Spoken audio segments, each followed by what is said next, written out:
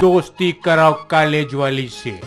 प्यार करो ऑफिस वाली से, बात करो पड़ोस वाली से, दिल लगाओ दिल वाली से, आओ मार खाओ घर वाली से।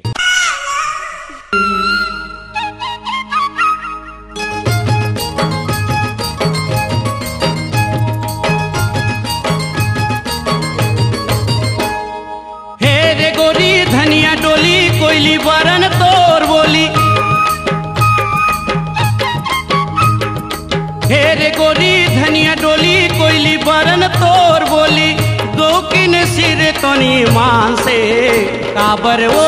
मोला माया लागना, काबर वो मोला माया लागना।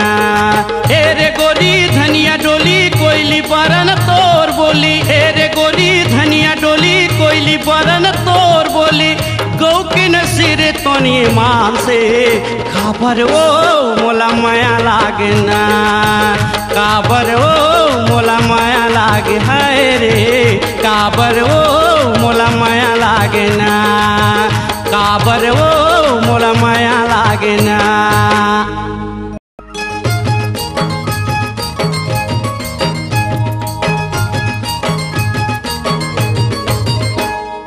हे रे गोरी धनिया डोली कोयली बरन तोर बोली, हे रे गोरी धनिया डोली कोयली बरन तोर बोली, दो किन सिर तनी मान से काबर वो मोला माया लागना, काबर वो मोला माया लागना।